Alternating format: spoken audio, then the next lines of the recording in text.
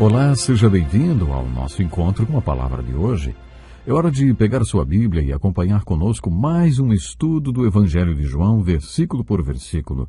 Estamos estudando o capítulo 6 e, para o estudo de hoje, abra sua Bíblia no versículo 26, no qual encontramos uma das passagens mais difíceis em toda a palavra de Deus e, com toda certeza, o sermão mais difícil de Jesus.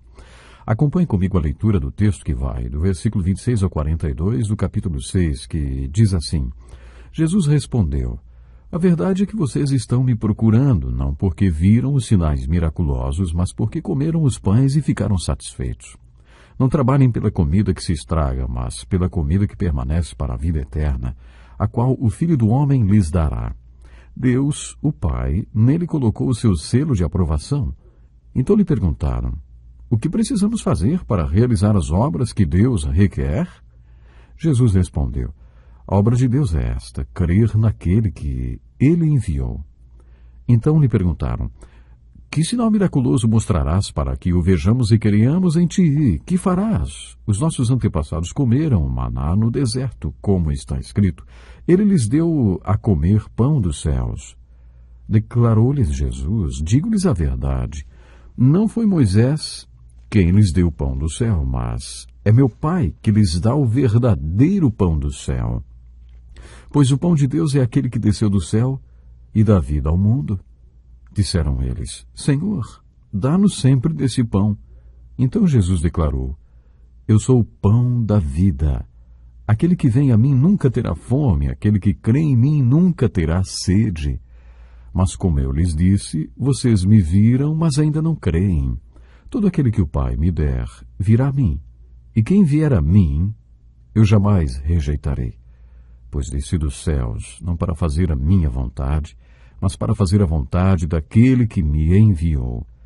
Esta é a vontade daquele que me enviou, que eu não perca nenhum dos que ele me deu, mas os ressuscite no último dia, porque a vontade de meu Pai é que todo aquele que olhar para o Filho e nele crer tenha vida eterna, e eu ressuscitarei no último dia."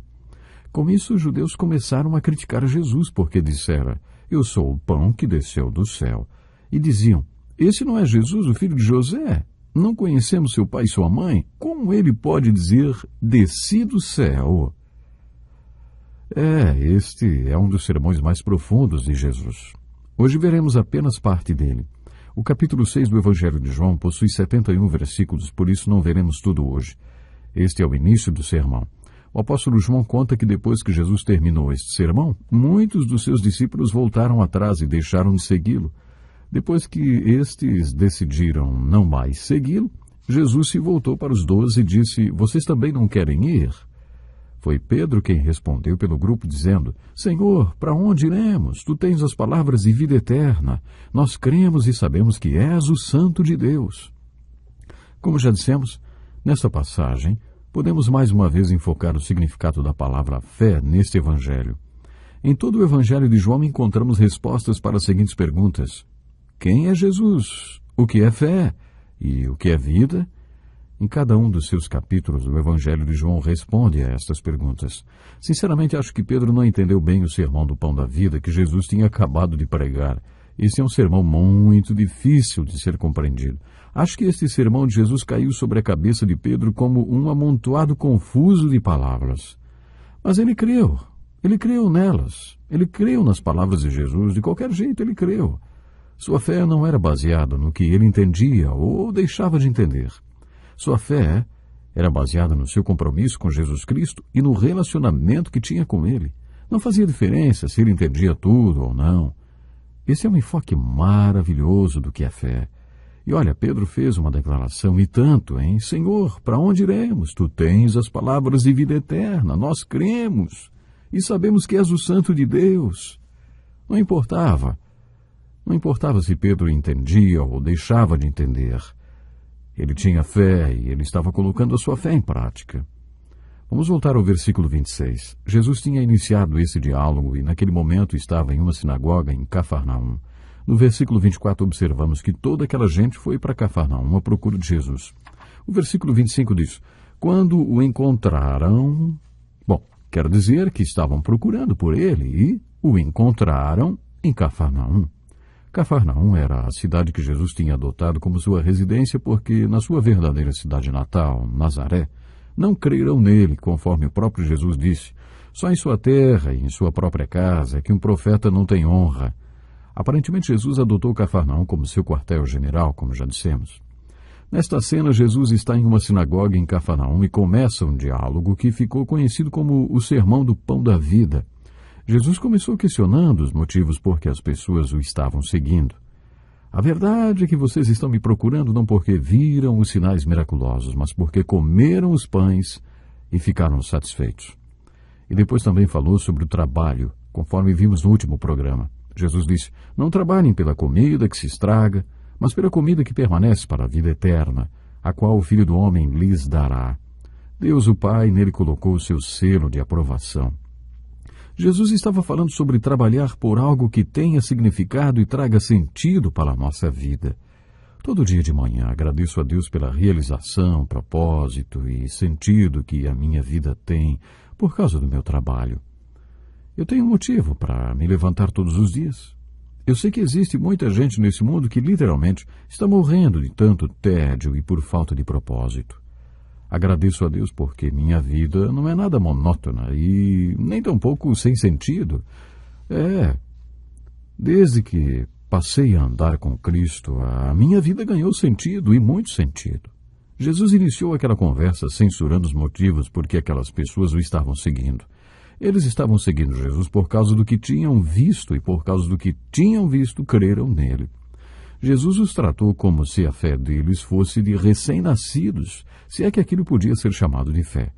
Além disso, Jesus disse que eles o estavam seguindo porque tinham enchido a barriga com pão e peixe. Jesus começou a falar sobre eles trabalharem não pelo que perece, mas por aquilo que dura para a eternidade. Esse é o conceito de Jesus, conceito de um trabalho que tenha sentido e significado. E aí eles perguntaram, o que precisamos fazer para realizar as obras que Deus requer? E Jesus respondeu, a obra de Deus é esta, crer naquele que me enviou. É interessante mesmo observar que Jesus associou o conceito de fé ao conceito de trabalho. No capítulo 2 de sua carta, Tiago escreveu assim, a fé por si só, se não for acompanhada de obras, está morta. Aqui vemos que a fé leva a algum tipo de ação. Tem muitas pessoas aí mortas como um corpo sem vida. Dizem que você deve viver aquilo em que acredita, o resto não passa de conversa religiosa. Já comentamos em nosso estudo sobre as razões que levaram Nicodemos buscar a Jesus. Ele ficou impressionado com as obras que viu Jesus fazer. Só então ele foi ouvir o que Jesus tinha para dizer. O que você crê será validado pelo que você faz. Tecnicamente, fé e obras não são as mesmas coisas e de modo nenhum podemos ser salvos pelas obras. Somos salvos pela fé. Você também já me ouviu dizer que para sermos salvos só precisamos ter fé, mas a fé que salva nunca está sozinha. Sempre existe uma obra que valida a fé. Observe que no início dessa conversa, Jesus questionou as verdadeiras intenções da multidão que o estava seguindo.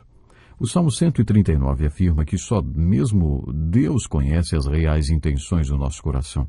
Foi por isso que Davi voltou-se para Deus para reconhecer, para conhecer o que realmente se passava em seu coração. Jeremias afirmou, o coração é mais enganoso que qualquer outra coisa e sua doença é incurável. Quem é capaz de compreendê-lo? Você já reparou no que diz o versículo que responde a essa pergunta? Eu sou o Senhor que sonda o coração e examina a mente. Só Deus conhece o coração do homem. E por isso Davi se voltou para Deus no final do Salmo 139 e disse, sonda-me, ó Deus, e conhece o meu coração. Prova-me e conhece as minhas inquietações. Foi por isso que ele pediu que Deus abrisse o seu coração e revelasse os pensamentos e sentimentos escondidos ali. Ele queria ser dirigido pelo caminho eterno. Isso parece até uma terapia em que o analista é Deus.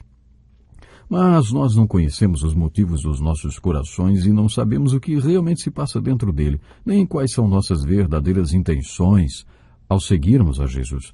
Deveríamos buscar esta resposta como Davi fez. Deveríamos orar: sonda-me, ó Deus, e conhece o meu coração, prova-me, e conhece as minhas inquietações, vê se em minha conduta algo te ofende, e dirige-me pelo caminho eterno. Você sabe que existe um tipo de crente interesseiro, não sabe? Sabe de quem estou falando? Daquela pessoa que faz de Jesus uma agência prestadora de serviços para a sua vida, como um serviço de transporte, como ônibus, metrô ou energia elétrica que ele utiliza em casa. Muita gente usa Jesus como um desses serviços para conseguir o que quer. Quando elas se aproximam de Jesus querendo resolver seus problemas de culpa, por exemplo, é claro que Jesus resolve. Só Jesus pode solucionar o problema de culpa. Jesus é a única solução de Deus para o problema de culpa. As pessoas procuravam Jesus porque queriam ser curadas.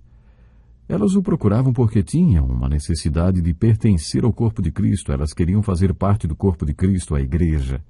Elas podiam estar procurando algo que estava faltando em suas vidas, status ou aprovação, e por isso buscaram Jesus.